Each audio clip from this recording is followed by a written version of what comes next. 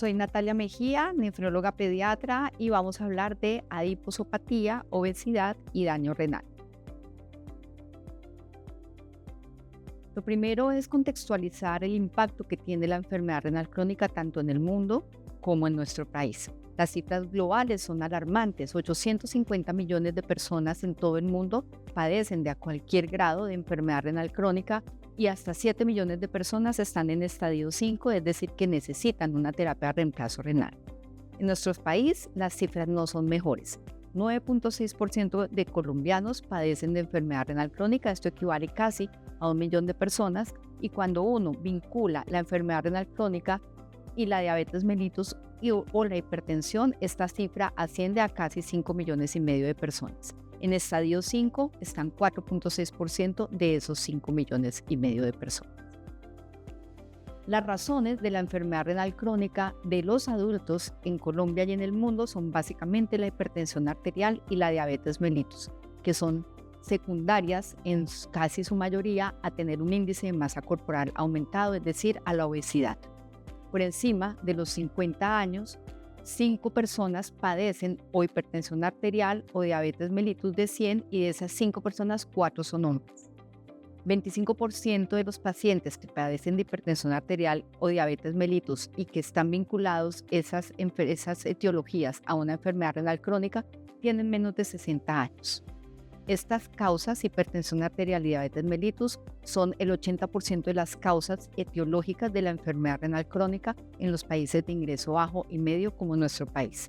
Y cuando uno suma todos los pacientes con enfermedad renal crónica en el mundo, el 12% fallecen por esa razón.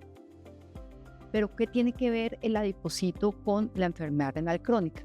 Estas son las 5 etiologías o mecanismos etiopatogénicos que explican por qué tener un aumento en la adiposidad puede conllevar a una enfermedad renal. La primera es toda esta red de inflamación y liberación de citoquinas de estrés oxidativo, como el factor de necrosis tumoral, la leptina, algún tipo de interleuquinas que llevan a una inflamación y a una hiperlipidemia por lipotoxicidad, aumento en los triglicéridos y aumento en la síntesis de proteínas que finalmente deriva en microalbuminuria. También hay un aumento persistente del eje renina-angiotensina-aldosterona que conlleva a hiperfiltración. La hiperfiltración también lleva a una desestructuración de la membrana de filtración y microalbuminuria. El aumento de la resistencia a la insulina, que conlleva finalmente a una diabetes tipo 2, es una de las lesiones principales vasculares y metabólicas que llevan a una microalbuminuria. El aumento del sistema simpático, que produce hipertensión arterial, aumenta la filtración glomerular llevando a microalbuminuria. Y finalmente el aumento de la retención de sodio, que lleva a hipertensión arterial, produce un aumento en la filtración llevando a una microalbuminuria. Cuando uno junta estas 5 etiopatogenias o estas 5 razones que producen microalbuminuria, se va produciendo poco a poco una esclerosis glomerular que finalmente termina en una enfermedad renal crónica progresiva. Este estudio del registro del sistema de datos de Estados Unidos observó cerca de 300,000 personas durante 20 años. Eran personas inicialmente sanas, se adhirieron al estudio y el compromiso era que fueran a hacer medidas de peso y talla y por lo tanto de índice de masa corporal durante esos 20 años.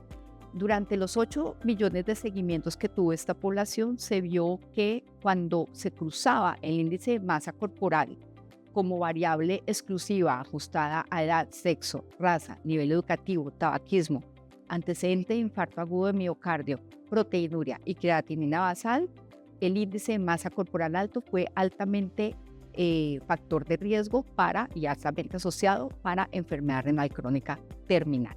Es decir, que esta población los que tenían un índice de masa corporal en sobrepeso tenían casi 2 veces más posibilidad de tener enfermedad renal crónica.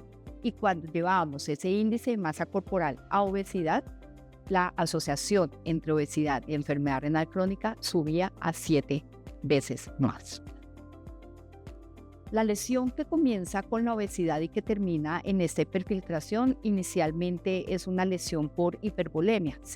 Hay un volumen intravascular muchísimo más grande cuando el paciente tiene un índice de masa corporal alto que hace una vasodilatación de la arteria aferente y lleva a una autorregulación dispareja en los mecanismos de filtración, en las presiones de filtración. Esto hace que la membrana de filtración se desestructure, disminuya la densidad de los podocitos, aumente la tensión sobre el capilar glomerular y finalmente haya paso de proteínas al espacio de Bowman, lo que conocemos clínicamente como microalbuminuria. La otra parte que también influye en la razón de tener enfermedad renal crónica durante la obesidad es que tener factores derivados de los adipocitos, cuando se unen con las toxinas urémicas en el intestino, estos dos factores atraviesan la membrana del epitelio intestinal, llegando al torrente sanguíneo y siendo filtradas en el riñón, lo que aumenta en un círculo vicioso la inflamación, las células inflamatorias y la liberación prolongada de agentes oxidantes.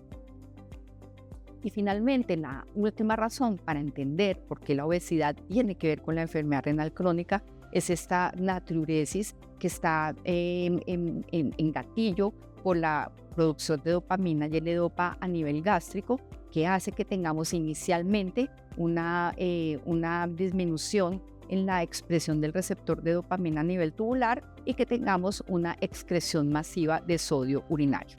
Cuando esto ocurre, el cuerpo lo sensa como una pérdida masiva de sodio y inmediatamente se activa el eje renina-angiotensina-aldosterona, creando así otro factor que empeora la situación etiopatogénica de enfermedad renal crónica de hiperfiltración en presencia de obesidad. Para más información pueden consultar en la bibliografía que aparece en este slide.